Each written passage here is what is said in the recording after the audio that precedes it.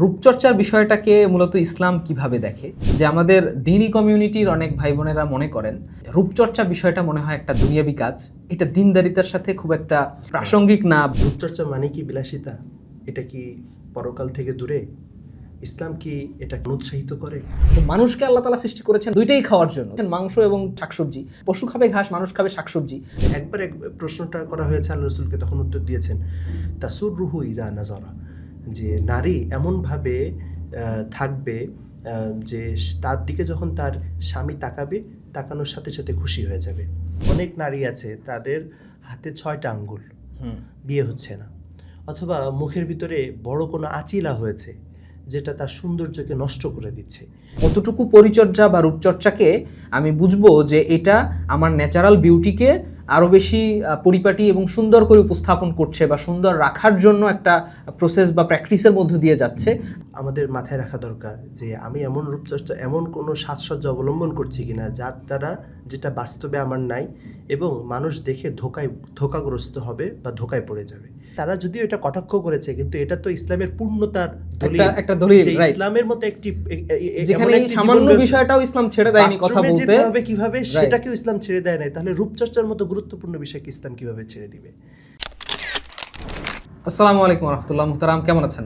ওয়ালাইকুম আসসালাম রহমতুল্লাহ, আপনি কেমন আছেন? আলহামদুলিল্লাহ। আজকে আমরা একটা টপিক নিয়ে কথা বলবো। টপিকটা হচ্ছে রূপচর্চা। রূপচর্চার বিষয়টাকে মূলত ইসলাম কিভাবে দেখে, এই প্রশ্নটা আসছে মূলত এজন্য যে আমাদের দ্বীনি কমিউনিটির অনেক ভাই বোনেরা মনে করেন যে রূপচর্চা বিষয়টা মনে হয় একটা দুনিয়াবি কাজ, এটা দিনদারিতার সাথে খুব একটা মানে প্রাসঙ্গিক না বা যায় না, বা এটা দিনদারিতার বিপরীত কিছু একটা, হ্যাঁ, বা এটা দুনিয়াদারি বা আখিরাত বিমুখতা, এই টাইপের কিছু একটা মনে করেন। ইভেন আমি যদি আপনাকে এক্সাম্পল দেই, যে এরকম অনেককে বলতে শোনা যায় বা এরকম ভাবেন তারা যে দিনদারিতা মানে হচ্ছে যে সে খুব মানে মিনিমাম এবং হচ্ছে খুব সিম্পলি চলাফেরা করবে, এবং রূপচর্চার সাথে কানেক্টেড যে প্রসাধনী কিংবা বেশি এই মানে এই বিষয়গুলোকে তারা একটু দিনদারিতা থেকে দূরের কিছু মনে করেন। তো এই বিষয়টাকে আসলে ইসলাম কিভাবে দেখে? আমি আপনার প্রশ্ন থেকে দুইটা জিনিস ফাইন্ড আউট করেছি। একটি হলো দিনদারিতা, রূপচর্চা বিষয়ে যা আমাদের দিনদার কমিউনিটি আছে তাদের ভিতরে দুই ধরনের মানসিকতা আছে। একটি হলো যে রূপচর্চা করা এটি পরকাল থেকে দূরে সরে যাওয়া, বিলাসিতা ডুবে যাওয়া। অপর আরেকটি মানসিকতা হলো অতিমাত্রায় রূপচর্চা করা। তো তাহলে দুইটা বিষয় আমি ব্যাখ্যা করি।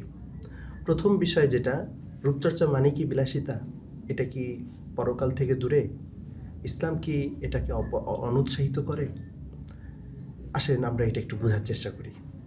আসলে রূপচর্চাকে ইসলাম অত্যন্ত গুরুত্ব দিয়েছে, মূল্যায়ন করেছে, এবং শুধু মূল্যায়নই করেছে তা না, ইসলাম উৎসাহিতও করেছে।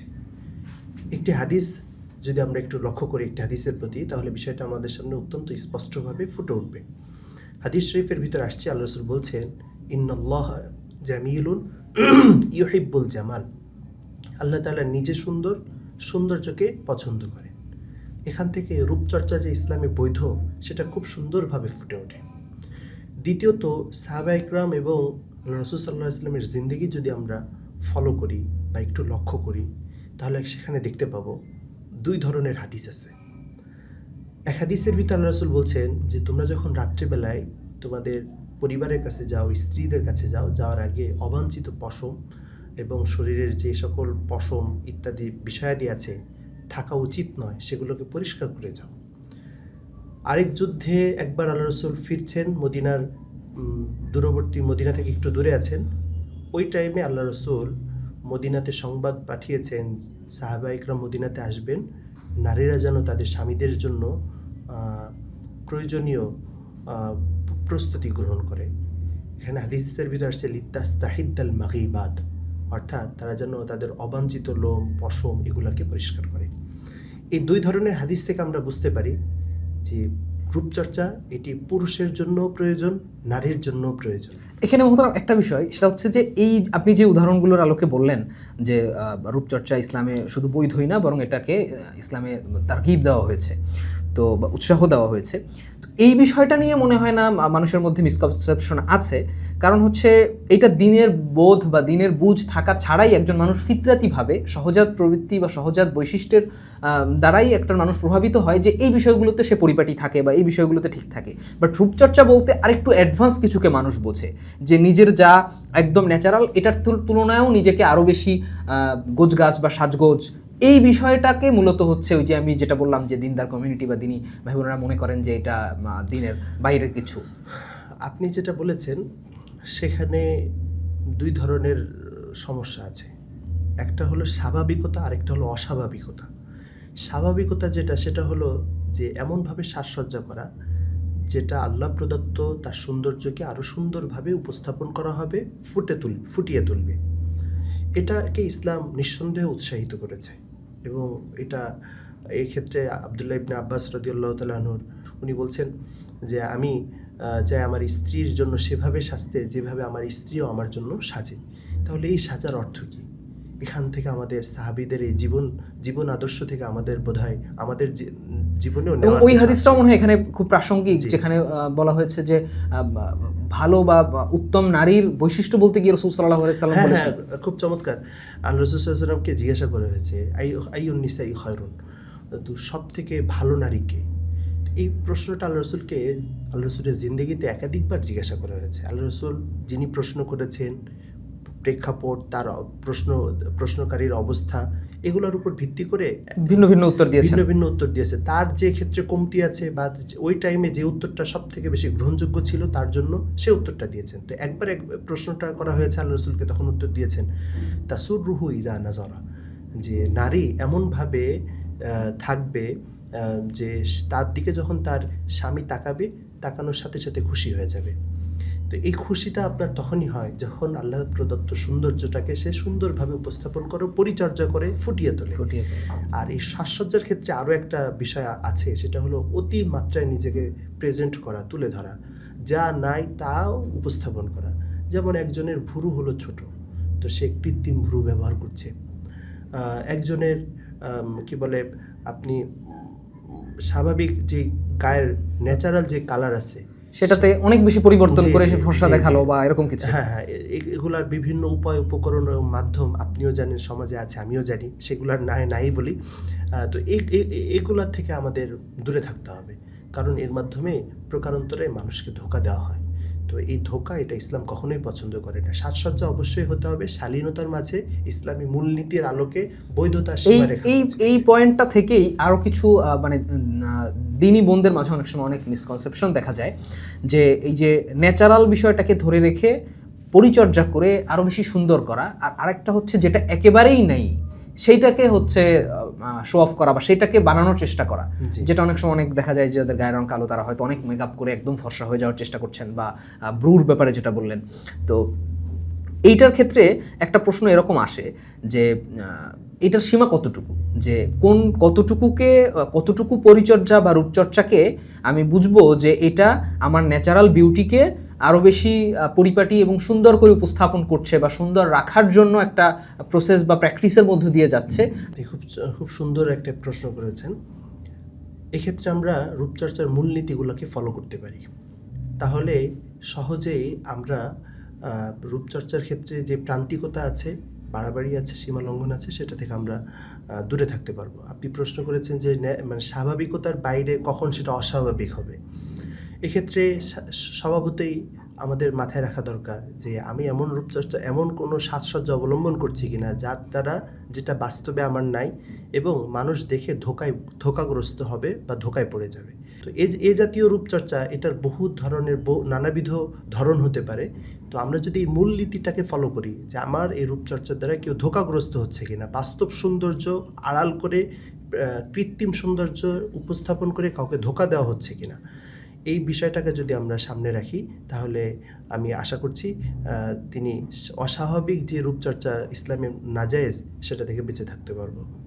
আচ্ছা, ওই হাদিসটা এখানে উদাহরণ হিসেবে আসতে পারে কিনা, যেখানে একজন নারী ওই যে আল্লাহ রাসূলের চিঠি হাত দিয়েছিলেন, যে ওই হাদিসের ভিতরে একবার একটা ঘটনা ঘটেছে। আল্লাহ রাসূলের কাছে এক নারী একটা চিঠি দেওয়ার পরে আল্লাহ রাসূল চিঠিটা নিতে ইতস্তত বোধ করছেন। তো নারী যখন দেখলো যে চিঠি নিচ্ছেন না, তখন তিনি লজ্জা পেয়ে জিজ্ঞেস করলেন, ইয়া রাসূলুল্লাহ, আপনি কেন আমি চিঠি দিচ্ছি চিঠিটা কেন নিচ্ছেন না? গ্রহণ করছেন না কেন? তখন বলছেন, তুমি পুরুষ নাকি নারী সেটা তো আমি বুঝতে পারছি না। তুমি যদি নারী হতে তাহলে তো তোমার হাত মেহেদি রাঙা থাকতো। এখান থেকে আমরা বুঝতে পারি মেহেদি ব্যবহার করা বা মানে এমন ক্রিম ব্যবহার করা যার দ্বারা মানে নারী সুলভ যে কোমলতাটা এটা হাতে বজায় থাকে, হাতে বা শরীরের সব জায়গায় বজায় থাকে। চেহারায় এটা কখনো অস্বাভাবিক কোনো প্রসাধনী সামগ্রীর ব্যবহার না বা রূপচর্চা নয়, এটা স্বাভাবিকতার ভিতরেই থাকতে পারে। এই হাদিস থেকে মানে এটা হচ্ছে যে একটা মানুষের চামড়ায় যে একটা ন্যাচারাল একটা ভাইব থাকে, এই ভাইবটা কাজের কারণে, মানে দৈনন্দিন ঘরোয়া কাজ বা হচ্ছে ডে বাই ডে একটা সময় পার হয়ে যাওয়া বা লাইফস্টাইলের ভিন্নতার কারণে এটা নষ্ট হতে পারে বা এটা ক্ষয় হয়ে যেতে পারে। চেহারা সৌন্দর্য, শরীরের সৌন্দর্য মানুষের নষ্ট হয়ে যেতে পারে। তো এই নষ্ট হয়ে যাওয়াটা যেরকম একটা স্বাভাবিক একটা প্রসেস, একটা ন্যাচারাল একটা প্রসেস, তো ঠিক একইভাবে মূল যেটা সৌন্দর্যটা ছিল ন্যাচারাল, ওইটাকে ধরে রাখাটা আর এই ন্যাচারালটা এটা সাংঘর্ষিক না। মানে এটার মাধ্যমে এই যে ন্যাচারাল লাইফস্টাইলের পরিবর্তনের কারণে কিংবা ধীরে ধীরে ডে বাই ডে, ধরেন একটা 20-22 বছর 25 বছরের একটা মানুষের চামড়ার যে মাদকতা 40 বছরের একটা তো সেটা থাকবে না। কিন্তু সে যদি সেই ন্যাচারালটা ধরে রাখার জন্য কোনো প্রক্রিয়া অবলম্বন করে, সেটা অবৈধ হবে না। এটা এই হাদিস দ্বারা তো সেটাও বোঝা যায়। যে এই হাদিস দ্বারা বোঝা যায়। তবে অবশ্যই যে প্রসাধনীগুলো ব্যবহার করা হচ্ছে সেগুলোর ব্যাপারে সতর্ক থাকতে হবে যে স্বাস্থ্যগত ঝুঁকি আছে। রাইট, এটা একটা হারাম কোনো পদার্থ তার উৎপাদনের ক্ষেত্রে, তৈরির ব্যবহার করা হয়েছে সেখানে ব্যবহার করা হয়েছে কিনা, এটা একটা গুরুত্বপূর্ণ পয়েন্ট। এই ক্ষেত্রে অবশ্য এখন তো ইন্টারনেটের যুগে সহজেই সার্চ দিলে যে কোনো প্রোডাক্টের ডিটেইলস পাওয়া যায় যে এটা কিভাবে প্রস্তুত হয়েছে। তো এটা আশা করি যারা তাকওয়াবান তারা এই ধরনের কোনো একটা কিছু কেনার জন্য তো এটা একটু ঘাটাঘাটি করেই নেবেন, এটাই অবশ্যই। আরেকটা বিষয় এটার সাথে খুব প্রাসঙ্গিক, সেটা হচ্ছে এই রূপচর্চার বিষয়গুলো আসলেই অনেকে মনে করেন যে রূপচর্চা মানেই মনে হয় বিষয়টা নারীদের টপিক। হ্যাঁ, যদি আমাদের আলোচনার শুরুর দিকেও একটা ছিল যে ইবনে আব্বাস রাদিয়াল্লাহু তাআলা আনহুর ওই যে কওলটা, যেখানে উনি বলেছেন নিজের পরিপাটি হওয়ার কথা, এটা জানা সত্ত্বেও অনেকে তারপরও মনে করেন যে এটা নারীদের জন্য। সমকালীন রূপচর্চার মাসাইল এই বইটা যখন আপনাদের প্রকাশনী থেকে প্রকাশিত হয়েছে, হওয়ার 1-1.5 মাসের ভিতরেই আমার একটা অনুভূতি তৈরি হয়েছে। অনুভূতিটা এই প্রসঙ্গে শেয়ার করি। অবশ্যই। আমাকে অনেকে জিজ্ঞাসা করেছে যে তুমি নারীদের বিষয়ে বই লিখলে কেন? আচ্ছা, নারীদের বিষয় মানে সে আগে থেকে ধরেই নিচ্ছে যে এই টপিকটা নারীদের টপিক। জি, এটা নারীদের টপিক এবং এটা নারীদের বিষয়ে বই। তো আমি তখন সবাইকে বোঝানোর চেষ্টা করেছি যে আসলে রূপচর্চা এটা শুধুমাত্র নারীদের জন্যই নয়, পুরুষেরও রূপচর্চা হতে পারে, যেটা আব্দুল্লাহ ইবনে আব্বাস রাদিয়াল্লাহু তাআলার হাদিস থেকে বুঝতে পারি। সাহাবা ইকরামকে উদ্দেশ্য করে রাসূল বলেছে রাত্রেবেলায় যাওয়ার আগে সে যেন প্রয়োজনীয় পরিচ্ছন্নতা সেরে তারপরে যেন পরিবারের কাছে যায়। তো এর থেকে আমরা বুঝতে পারি রূপচর্চা শুধুমাত্র নারীর জন্য বিষয়টি এমন নয়, বরং পুরুষের জন্য।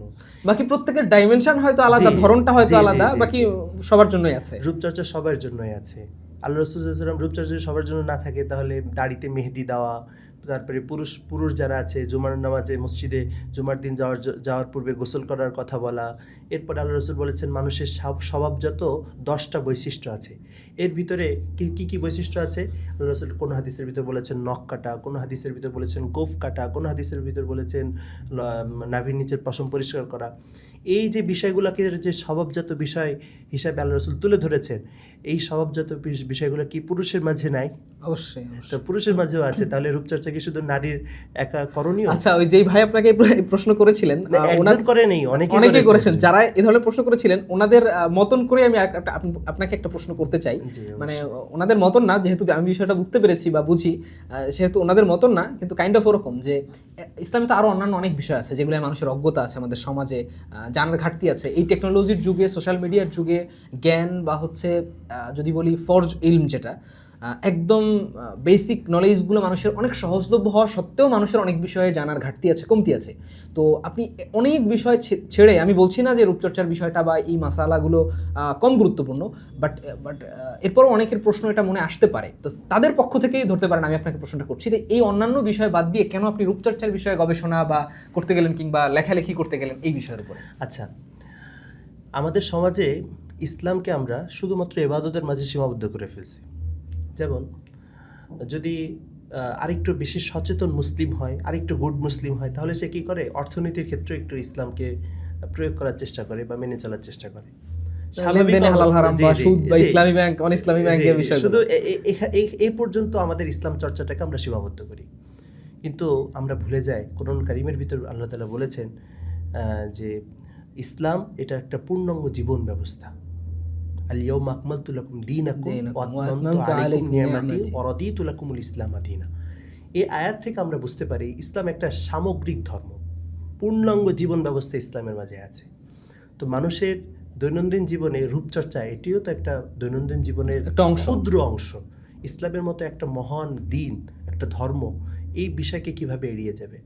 ইসলাম তো সেই ধর্ম যে ধর্মের ব্যাপারে ইহুদিরা কটাক্ষ করে বলেছিল, আরে তোমরা তো এমন মোহাম্মদের অনুসরণ করো যে মোহাম্মদ ডান পা দিয়ে বাথরুমে যাবে না বাম পা দিয়ে যাবে সেটা শেখায়, বাথরুমে কিভাবে বসতে হবে সেটা শেখায়। তো এই যে তারা যদিও এটা কটাক্ষ করেছে, কিন্তু এটা তো ইসলামের পূর্ণতার দলিল, একটা দলিল, যে right? ইসলামের মতো একটি যেখানে এই সামান্য বিষয়টাও ইসলাম ছেড়ে দেয়নি কথা বাথরুমে বলতে, যেতে হবে কিভাবে সেটাকেও ইসলাম ছেড়ে দেয় নাই, তাহলে রূপচর্চার মতো গুরুত্বপূর্ণ বিষয়কে ইসলাম কিভাবে ছেড়ে দিবে? তো আমাদের বাস্তবিক জীবনে আমরা নামাজ, রোজা, হজ, যাকাত, অর্থনৈতিক ক্ষেত্রগুলোতে ইসলাম পালনের চেষ্টা করি, কিন্তু রূপচর্চাটা আমাদের অনেকেরই অবহেলার বিষয় থেকে যায়। অবহেলার কারণ এটা নয় যে আমরা দিন মানতে চাই না, অবহেলার কারণ হলো এটা যে এই বিষয়ে যে ইসলামের দিক নির্দেশনা আছে এটাই অনেকের ধারণাতেই আসে না, অনেকের ধারণাতেই আসে না, বা এটা আমাদের অনেকের কাছে অজানা। রাইট।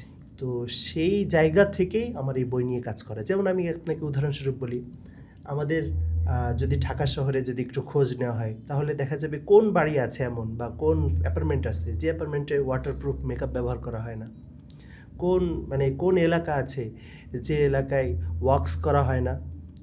তারপরে বিশেষ করে পার্লারগুলোতে তো এগুলা খুবই কমন প্র্যাকটিস, মানে পার্লারে মানে কোনো এক ধরনের সার্ভিস নেওয়ার মধ্যে একদম বেসিক যেগুলো থাকে এর মধ্যে মনে হয় এগুলো থাকে। ঢাকা শহরে আপনার মুদিখানার দোকান যদি থাকে তো 4-5টা মুদিখানার দোকান একটা মহল্লায় থাকলে অন্তত 4-5টা পার্লার না থাকলেও একটা পার্লার আছে, একটা পার্লার আছে, রাইট। তো এর থেকে বোঝা যায় আমাদের সমাজ রূপচর্চা থেকে পিছিয়ে নেই। তাহলে রূপচর্চা যখন করছে তাহলে অবশ্যই সেটা ইসলামের সীমারেখার মাঝে থেকেই করা উচিত। সেই দৃষ্টিকোণ এবং সমাজের বাস্তবিক চাহিদা পূরণের জন্যই এই বই নিয়ে কাজ করা। আচ্ছা, আলহামদুলিল্লাহ। এটা আসলেই একটা খুবই সময় উপযোগী এবং মানুষের জন্য উপকারী একটা বিষয় ছিল বলতে অবশ্যই আছে, এবং যেহেতু বইটা তো খুব বেশি দিন হয়নি প্রকাশ হয়েছে, তাই না? এবং আশা করছি এটা মানুষের এই আপনি যে উদ্দেশ্য নিয়ে এটা দীর্ঘদিন ঘাটাঘাটি করেছেন এবং মাসালাগুলো সংকলন করেছেন, তো এতে মানুষের জন্য আশা করছি সেই উদ্দেশ্যটা পূরণ হবে, মানুষ এটা পড়বে এবং জানবে। আমি যদি আপনাকে একটু স্পেসিফিকভাবে আপনার কাছে জানতে চাই যে এরকম কয়েকটা মাসালার কথা কি আপনি বলতে পারেন যেটা আমাদের সমাজে খুব বেশি রূপচর্চার ক্ষেত্রে বা মানুষের দৈনন্দিন জীবনে ব্যবহার হচ্ছে, কিন্তু মানুষ সেটার ব্যাপারে ইসলামের নির্দেশনা সম্পর্কে মানে একদমই জানে না?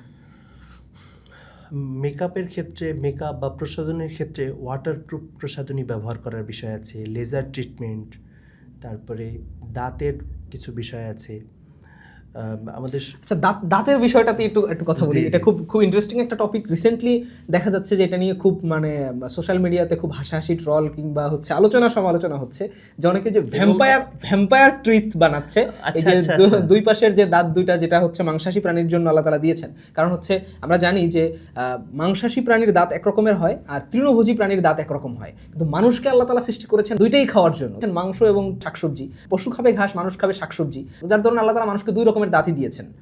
তো এই দুই রকম দাঁতের যে সংযোগ স্থল, আপনি হয়তো বুঝতে পেরেছেন কোনটার কথা বলছি। ওইটাকে তারা হচ্ছে আরো লম্বা বানাচ্ছে, চোখা বানাচ্ছে। তো এইটা কি ইসলাম কি বলে এই বিষয়ে? ভ্যাম্পায়ার দাঁত এর দ্বারা ইসলামের অনেকগুলা বিধানের লঙ্ঘন ঘটে। আচ্ছা আচ্ছা। সর্বপ্রথম যে বিধানের লঙ্ঘন ঘটে সেটা হলো তাগয়ির ফি খালকিল্লাহ, অর্থাৎ আল্লাহ তাআলার সৃষ্টির মাঝে পরিবর্তন। রাইট।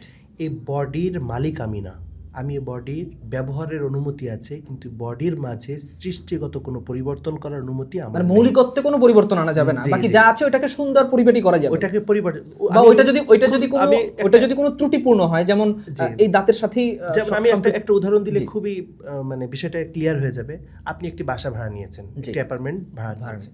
আপনি একটা ফ্ল্যাটে যখন ভাড়া নিয়েছেন, মালিকের পক্ষ থেকে ফ্ল্যাটকে সুন্দর করার অনুমতি আছে, কিন্তু ফ্ল্যাটের ভিতরে কোনো নির্মাণ সংশ্লিষ্ট কাজ করার আপনার অনুমতি নেই। সুন্দর একটা উদাহরণ, মাশাআল্লাহ। ঠিক আল্লাহ তাআলা আপনাকে এই বডিটা আল্লাহ তাআলার দেওয়া আমানত, আল্লাহ এটার মালিক, এটা আপনাকে ব্যবহারের অনুমতি দিয়েছে, এটার মাঝে সৃষ্টিগত পরিবর্তনের অনুমতি আল্লাহ তাআলা দেন নাই। তো এই কাজটা, এই ধরনের বিধান লঙ্ঘন হচ্ছে, যেটা সম্পূর্ণ কোরআন এবং হাদিস বিরোধী কাজ।